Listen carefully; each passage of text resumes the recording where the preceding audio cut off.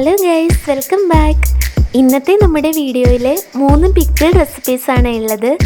ഒന്ന് സ്പെഷ്യലി സദ്യക്കൊക്കെ ഉണ്ടാക്കുന്ന വെള്ള നാരങ്ങ അച്ചാർ, രണ്ടാമത്തേത് സാധാരണ നമ്മൾ മുളക് പൊടി ചേർത്ത് ഉണ്ടാക്കുന്ന നാരങ്ങ അച്ചാർ, പിന്നെ ഉള്ളത് ചീമപ്പുളി അല്ലെങ്കിൽ ഇരുമ്പമ്പുളി കൊണ്ടുള്ള ഒരു അച്ചാർ.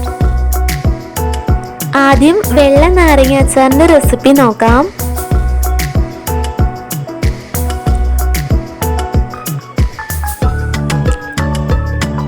ഞാനിവിടെ ചെറുനാരങ്ങ നന്നായിട്ട് കഴുകി ഒട്ടും തന്നെ നനവില്ലാതെ തുടച്ചെടുത്ത് വെച്ചിട്ടുണ്ട്. ഇതിൽ നിന്നൊരു 21 നാരങ്ങയോളം മാത്രമേ ഞാൻ എടുത്തിട്ടുള്ളൂ.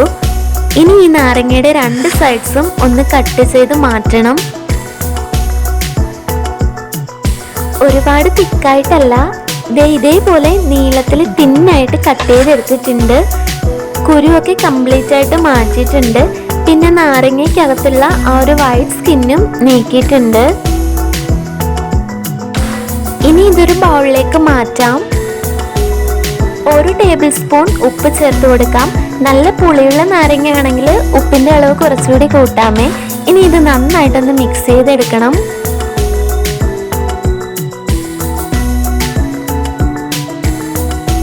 ഞാനിനി ഇതൊരു ഓവർനൈറ്റ് ഇങ്ങനെ മൂടി വയ്ക്കുകയാണ്.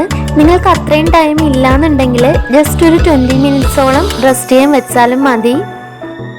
പിറ്റേ ദിവസം നോക്കുമ്പോൾ ഉപ്പൊക്കെ അത്യാവശ്യം നന്നായിട്ട് നാരങ്ങയുടെ ഉള്ളിലോട്ട് പിടിച്ചിട്ട് നാരങ്ങ കുറേ കൂടി സോഫ്റ്റ് ആയിട്ടുണ്ട്. പിന്നെ ഇതിൻ്റെ ഉള്ളിൽ നിന്ന് കുറച്ച് വെള്ളവും ഊറി ഇറങ്ങിയിട്ടുണ്ട്. ഇനി അച്ചാർ ഉണ്ടാക്കാം. അച്ചാറിന് എപ്പോഴും നല്ലെണ്ണയാണ് നല്ലത്. ഇതിലേക്ക് കടുക് പൊട്ടിക്കാം. കടുക് പൊട്ടിക്കഴിയുമ്പോൾ ചെറുതായിട്ട് കട്ട് ചെയ്ത് വെച്ചിട്ടുള്ള പച്ചമുളകും വെളുത്തുള്ളിയും കുറച്ച് വറ്റൽമുളകും കട്ട് ചെയ്ത് വെച്ചിട്ടുള്ള ഇഞ്ചിയും 1 പിടി കറിവേപ്പിലയും കൂടി ചേർത്ത് കൊടുക്കണം.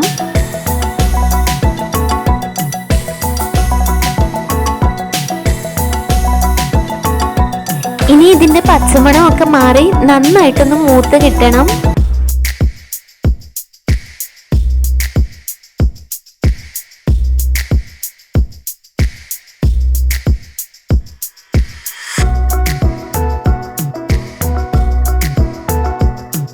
ഇനി ഇതിലേക്ക് 1/2 ടീസ്പൂൺ ഉലുവപ്പൊടിയും 1/2 ടീസ്പൂൺ കായപ്പൊടിയും 1/4 ടീസ്പൂൺ മഞ്ഞൾപ്പൊടിയും ചേർക്കാം. ഇത് ഞാൻ വീട്ടിൽ തന്നെ പൊടിച്ച മഞ്ഞളാണ്. ഒരൽപ്പം മതി, നല്ല കളർ കിട്ടും. മഞ്ഞൾപ്പൊടി കൂടി പോവാതിരിക്കാൻ ശ്രദ്ധിക്കുക. മാക്സിമം 1/2 ടീസ്പൂണിന് താഴെ മാത്രം ചേർക്കുക. പിന്നെ നിങ്ങൾ നാരങ്ങ കൂടുതലാണ് എടുക്കുന്നതെന്നുണ്ടെങ്കിൽ അതിനനുസരിച്ച് അളവ് കൂട്ടാം. ഈ പൊടികളൊക്കെ ഒന്ന് മൂത്ത് കഴിയുമ്പോൾ നാരങ്ങ അതിനുള്ളിൽ നിന്ന് ഊറിയിറങ്ങിയ ഒരു വെള്ളം ഉൾപ്പെടെ ചേർത്ത് കൊടുക്കാം. പിന്നെ നമ്മൾ എക്സ്ട്രാ വെള്ളം ഒന്നും ചേർക്കേണ്ട ആവശ്യമില്ല.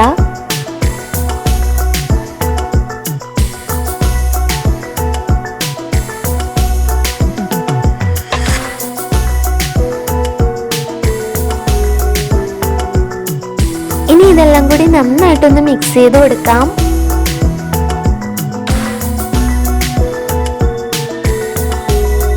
ഉപ്പൊന്ന് ചെക്ക് ചെയ്ത് നോക്കിയിട്ട് കുറവാണെന്നുണ്ടെങ്കിൽ 1/2 ടീസ്പൂൺ ഉപ്പും 1 കപ്പ് തിളപ്പിച്ച വിനാഗിരിയും കൂടി ചേർത്ത് കൊടുക്കാം. ഇനി അച്ചാറിൻ്റെ ടേസ്റ്റ് ഒന്ന് ബാലൻസ്ഡ് ആവാനായിട്ട് 1/2 ടീസ്പൂൺ പഞ്ചസാര കൂടി ചേർത്ത് നന്നായിട്ട് മിക്സ് ചെയ്ത് കൊടുക്കാം.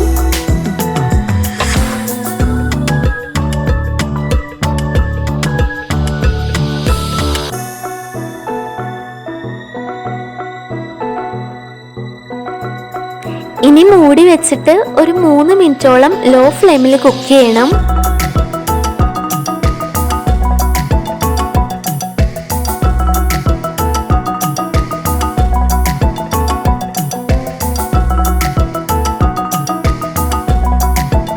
ഇനി ലാസ്റ്റായിട്ട് 1/2 ടീസ്പൂൺ കായപ്പൊടി കൂടി ചേർത്ത് കൊടുത്ത് നന്നായിട്ട് മിക്സ് ചെയ്ത് കൊടുക്കണം.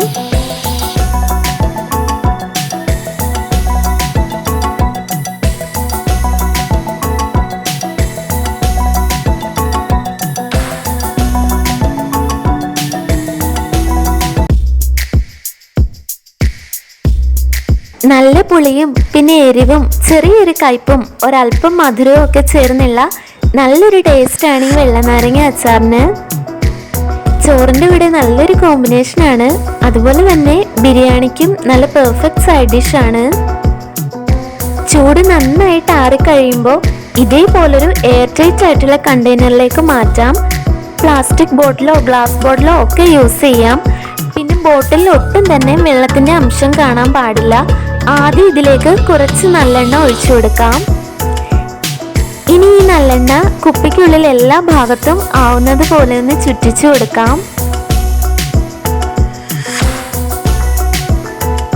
ഇനി ഈ കുപ്പിയിലേക്ക് അച്ചാർ കോരി മാറ്റാം. പിന്നെ അച്ചാർ കോരി എടുക്കാൻ ഉപയോഗിക്കുന്ന സ്പൂണും നല്ല ഡ്രൈ ആയിരിക്കണം. ഇങ്ങനെയുള്ള ചെറിയ ചെറിയ കാര്യങ്ങളൊന്ന് ശ്രദ്ധിച്ചാൽ അച്ചാർ വളരെ കാലം നമുക്ക് പൂപ്പിലൊന്നും പിടിക്കാതെ കേടാവാതെ സൂക്ഷിക്കാം. ബോട്ടിൽ നിറഞ്ഞു കഴിയുമ്പോൾ നാരങ്ങയുടെ ഏറ്റവും മുകളിൽ കൂടി 1 ടേബിൾ സ്പൂൺ നല്ലെണ്ണ ഒഴിച്ചു കൊടുക്കണേ.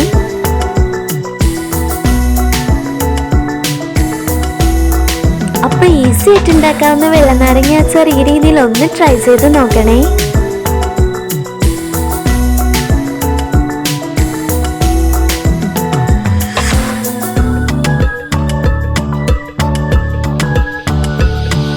ഇനി മുളക് പൊടി ചേർത്തിട്ടുള്ള നല്ല ഈസി ആയിട്ടുള്ള ഈ നാരങ്ങ അച്ചാർ എങ്ങനെയാണ് ഉണ്ടാക്കുന്നത് നോക്കാം. ഞാൻ ഈ നാരങ്ങ വളരെ തിന്നായി റൗണ്ട് ഷേപ്പിലാണ് കട്ട് ചെയ്തെടുത്തിട്ടുള്ളത്. നീളത്തിൽ മുറിക്കാനാണ് നിങ്ങൾക്ക് ഇഷ്ടമെങ്കിൽ അങ്ങനെ ചെയ്യുക. ഇതിപ്പോൾ നാരങ്ങ ഒന്ന് സോഫ്റ്റ് ആവാനായിട്ട് നന്നായിട്ട് ഉപ്പ് ചേർത്ത് മിക്സ് ചെയ്ത് 5 ദിവസം ഞാൻ ഇങ്ങനെ മൂടി വെച്ചിട്ടുള്ളതാണ്. അതുകൊണ്ട് ഉപ്പ് നന്നായി പിടിച്ചിട്ട് തൊലിയുടെ കളറൊക്കെ ഇതേ മാറി വന്നിട്ടുണ്ട്. ഇതല്ലെങ്കിൽ പല രീതിയിൽ നാരങ്ങ സോഫ്റ്റ് ആക്കി എടുക്കാം. ഒന്നുകിൽ നാരങ്ങയിലേക്ക് വളരെ ചെറിയ ഹോൾസ് ഉണ്ടാക്കുക, എന്നിട്ട് ആവിയിൽ വെച്ച് സ്റ്റീം ചെയ്തെടുക്കുക. പക്ഷെ അങ്ങനെ ചെയ്യുമ്പോൾ എനിക്ക് തോന്നിയിട്ടുള്ളത് നാരങ്ങയിൽ നിന്ന് അതിൻ്റെ ജ്യൂസൊക്കെ കുറച്ചൊക്കെ നമുക്ക് നഷ്ടമായി പോകും. ആ ഒരു വഴി അല്ലാന്നുണ്ടെങ്കിൽ കട്ട് ചെയ്യും മുന്നേ ആയിട്ട് കുറച്ച് എണ്ണയിലോട്ടിട്ട് നാരങ്ങ നന്നായിട്ടൊന്ന് വറുത്തെടുക്കുക. അതും അല്ലാന്നുണ്ടെങ്കിൽ തിളയ്ക്കുന്ന വെള്ളത്തിലോട്ടിട്ട് ഒന്ന് തിളപ്പിച്ച് സോഫ്റ്റ് ആക്കി എടുക്കാം. ഞാൻ പക്ഷെ സാധാരണ ഇങ്ങനെ കട്ട് ചെയ്തിട്ട് ഉപ്പ് വിതറി ഒരാഴ്ചയോളം പുറത്ത് വെക്കുകയാണ് പതിവ്. നല്ലെണ്ണ നന്നായി ചൂടായി കഴിയുമ്പോൾ കടുകും ഉലുവയും കൂടി പൊട്ടിക്കാം. ഇനി ഇതിലേക്ക് കട്ട് ചെയ്ത് വെച്ചിട്ടുള്ള വെളുത്തുള്ളിയും പച്ചമുളകും ഇഞ്ചിയും ഇട്ട് കൊടുക്കാം. ഞാനിതിൽ ഇഞ്ചി കുറച്ച് കൂടുതൽ എടുത്തിട്ടുണ്ട്. നിങ്ങൾക്ക് ഇഞ്ചിയുടെ ടേസ്റ്റ് അത്ര ഇഷ്ടമല്ല എന്നുണ്ടെങ്കിൽ കുറച്ച് ചേർത്താൽ മതി. ഇനി ഇതിലോട്ട് ഒരു പിടി കറിവേപ്പില കൂടി ചേർത്ത് കൊടുക്കാം. ഇതെല്ലാം കൂടി നന്നായിട്ട് മൂത്ത് കഴിയുമ്പോൾ 1/4 ടീസ്പൂൺ മഞ്ഞൾപ്പൊടിയും 1/2 ടീസ്പൂൺ ഉലുവാപ്പൊടിയും 1 ടേബിൾ സ്പൂൺ മുളക് പൊടിയും ഒരൽപ്പം കായപ്പൊടിയും കൂടി ചേർത്ത് നന്നായിട്ടൊന്ന് റോസ്റ്റ് ചെയ്തെടുക്കണം. ഇനി ഇതിലേക്ക് തിളപ്പിച്ച് വെച്ചിരിക്കുന്ന വിനാഗിരിയും ആവശ്യത്തിന് ഉപ്പും കൂടി ചേർത്ത് കൊടുക്കാം. എന്നിട്ട് നന്നായിട്ട് മിക്സ് ചെയ്തെടുക്കണം. ഇനി കട്ട് ചെയ്ത് വെച്ചിട്ടുള്ള നാരങ്ങ ചേർത്ത് കൊടുക്കാം. നാരങ്ങയിൽ നിന്ന് ഊറി വന്നിട്ടുള്ള വെള്ളം കൂടി ഒഴിച്ചു കൊടുക്കാം.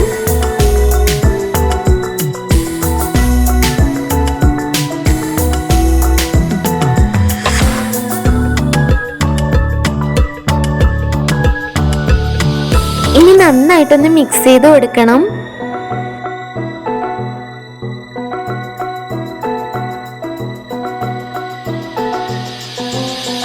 ഇനി മൂടി വെച്ചിട്ട് ലോ ഫ്ലെയിമിൽ 3 മിനിറ്റോളം കുക്ക് ചെയ്യാം.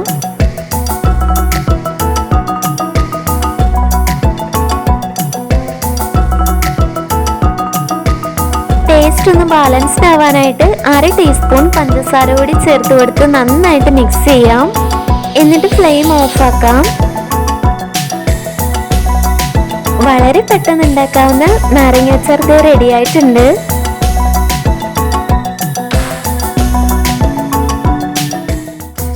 ഇനി നമുക്ക് സിമ്പിൾ ആയിട്ട് ചീമപ്പുളി അച്ചാർ എങ്ങനെയാ ഉണ്ടാക്കുന്നത് നോക്കാം.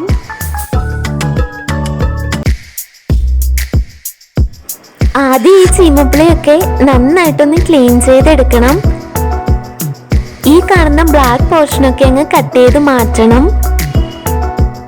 ഇപ്പം ഞാൻ ഇതിലുണ്ടായിരുന്ന വേസ്റ്റ് പോർഷനൊക്കെ അങ്ങ് മാറ്റിയിട്ട് നന്നായിട്ട് വാഷ് ചെയ്ത് ഒരു തുണി കൊണ്ട് തുടച്ചെടുത്തിട്ടുണ്ട്. ഇനി ഇത് നിങ്ങൾക്ക് ഇഷ്ടമുള്ള രീതിയിൽ കട്ട് ചെയ്യാം. റൗണ്ടിലും കട്ട് ചെയ്യാം, നീളത്തിലും കട്ട് ചെയ്യാം.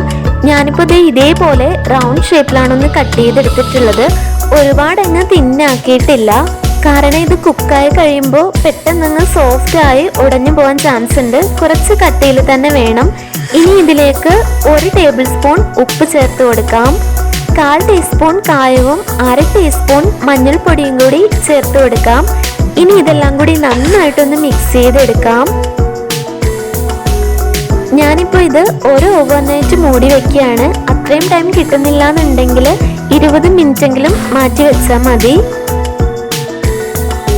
ഇപ്പതേ ഉപ്പൊക്കെ നന്നായിട്ട് അതിനുള്ളിലേക്ക് പിടിച്ചിട്ട് നല്ല സോഫ്റ്റായി. അതിൽ നിന്ന് ധാരാളം വെള്ളവും ഊറി വന്നിട്ടുണ്ട്. അപ്പോൾ നമുക്ക് അഡീഷണൽ വെള്ളമൊന്നും ചേർക്കണ്ട.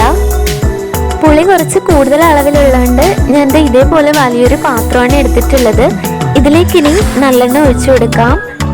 എണ്ണ നന്നായിട്ട് ചൂടായി കഴിയുമ്പോൾ കടുകും ഉലുവയും കൂടി പൊട്ടിക്കാം. ഇനി ഇതിലേക്ക് ചെറുതായി കട്ട് ചെയ്ത് വെച്ചിട്ടുള്ള വെളുത്തുള്ളിയും പച്ചമുളകും ഇഞ്ചിയും കൂടി ചേർത്ത് കൊടുക്കാം. ഒരു പിടി കറിവേപ്പില കൂടി ചേർത്ത് നന്നായിട്ടൊന്ന് മൂപ്പിച്ചെടുക്കണം. ഇനി 1/4 ടീസ്പൂൺ മഞ്ഞൾപ്പൊടിയും 1 ടേബിൾ സ്പൂൺ മുളക് പൊടിയും 1/2 ടീസ്പൂൺ ഉലുവാപ്പൊടിയും കുറച്ച് കായപ്പൊടിയും കൂടി ചേർത്ത് കൊടുത്ത് നന്നായിട്ടൊന്ന് മൂപ്പിച്ചെടുക്കണം. ഇനി തിളപ്പിച്ച് വെച്ചിരിക്കുന്ന വിനാഗിരി ചേർത്ത് കൊടുക്കാം.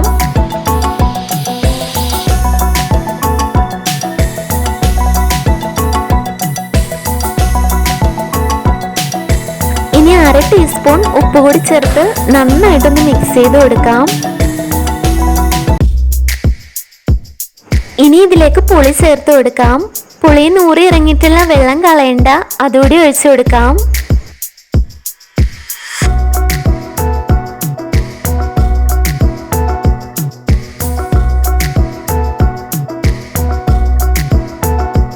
ഇനി ഇതെല്ലാം കൂടി നന്നായിട്ടൊന്ന് മിക്സ് ചെയ്ത് കൊടുക്കാം. ജസ്റ്റ് ഒന്ന് തിളച്ചു തുടങ്ങുമ്പോൾ ഫ്ലെയിം ഓഫ് ചെയ്യാം. പുളി നല്ല സോഫ്റ്റ് ആയതുകൊണ്ട് അല്ലെങ്കിൽ ഒരുപാട് അങ്ങ് വെന്ത് കുഴഞ്ഞു പോവും. അപ്പോൾ എല്ലാവർക്കും ഈ 3 പിക്കിൾ റെസിപ്പിയും ഇഷ്ടമായിട്ടുണ്ടെന്ന് കരുതുന്നു. ഇഷ്ടമായിട്ടുണ്ടെങ്കിൽ ലൈക്ക് ചെയ്യാനും ഷെയർ ചെയ്യാനും കമൻറ്റ് ചെയ്യാനും നമ്മുടെ ചാനൽ ഒന്ന് സബ്സ്ക്രൈബ് ചെയ്യാനും മറക്കില്ലേ പ്ലീസ്. റെസിപ്പീസിനൊക്കെ കൂടുതൽ ഡീറ്റെയിൽസ് ഡിസ്ക്രിപ്ഷൻ ബോക്സിൽ കൊടുത്തിട്ടുണ്ട്, ചെക്ക് ചെയ്യാൻ മറക്കല്ലേ. സോ നമുക്കിനി മറ്റൊരു റെസിപ്പിയായി വീണ്ടും കാണാമേ. Till then, this is Reshma signing off. Thank you for watching. God bless and love you all.